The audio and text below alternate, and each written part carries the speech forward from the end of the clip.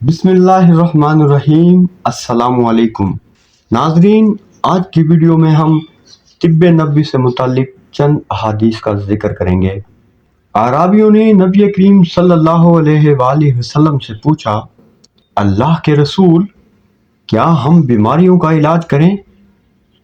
آپ نے فرمایا، ہاں، اللہ کے بندو، علاج کرو، اس لیے کہ اللہ تعالیٰ نے جو بیماری پیدا کی ہے اس کی دوا بھی ضرور پیدا کی ہے، سوائے ایک بیماری کے۔ لوگوں نے عرض کیا، اللہ کے رسول، وہ کون سی بیماری ہے؟ آپ نے فرمایا، بڑھاپا۔ نبی کریم صلی اللہ علیہ وآلہ وسلم نے فرمایا، تم لوگ اس کالا دانہ یعنی کلونجی کو لازمی استعمال کرو، اس لیے کہ اس میں موت کے علاوہ ہر بیماری کی شفا موجود ہے۔ کچھ لوگوں نے کہا، کھمبی زمین کی چیچک ہے۔ یہ سن کر نبی کریم صلی اللہ علیہ وآلہ وسلم نے فرمایا، صحرائے عرب کا فقہ یعنی کھمبی ایک طرح کا من ہے، اس کا عرق آنکھ کے لیے شفا ہے، اور عجوا کھجور جنت کے پھلوں میں سے ایک پھل ہے، وہ زہر کے لیے شفا ہے۔ ایک مرتبہ سوید بن طارق یا طارق بن سوید نے آپ سے شراب کے بارے میں پوچھا تو آپ نے انہیں شراب سے منع فرما دیا۔ سوید نے کہا، ہم لوگ تو اس سے علاج کرتے ہیں۔ رسول اللہ صلی اللہ علیہ وآلہ وسلم نے فرمایا، وہ دوا نہیں بلکہ وہ تو خود بیماری ہے۔ نبی کریم صلی اللہ علیہ وآلہ وسلم کے پاس ایک آدمی نے آ کر عرض کیا، میرے بھائی کو دست آ رہا ہے۔ آپ نے فرمایا، اسے شہد پلاؤ۔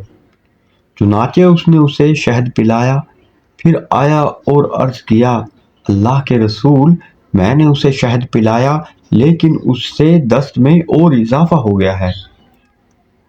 رسول اللہ نے فرمایا، اسے شہد پلاؤ۔ اس نے اسے پھر شہد پلایا، پھر آپ کے پاس آیا اور عرض کیا، اللہ کے رسول، میں نے اسے شہد پلایا ہے لیکن اس سے دست میں اور اضافہ ہو گیا ہے۔ رسول اللہ صلی اللہ علیہ وآلہ وسلم نے فرمایا، اللہ تعالیٰ اپنے قول میں سچا ہے اور تمہارے بھائی کا پیٹ جھوٹا ہے، اس کو شہد پلاؤ۔ چنانچہ اس نے پھر شہد پلایا تو اس بار وہ بھائی اچھا ہو گیا۔ اللہ کے رسول حسن اور حسین رضی اللہ عنہما پر یہ کلمات پڑھ کر جھاڑ پھونک کرتے تھے، اعوذکما بکلمات اللہ التامۃ من کل شیطان وہامۃ ومن کل عین لامۃ۔ میں تمہارے لیے اللہ کے مکمل اور پورے کلمات کے وسیلے سے ہر شیطان اور ہلاک کرنے والے زہریلے کیڑے اور نظر بد سے پناہ مانگتا ہوں۔ اور آپ فرماتے تھے، اسماعیل اور اسحاق کے لیے اسی طرح ابراہیم علیہ السلام پناہ مانگتے تھے۔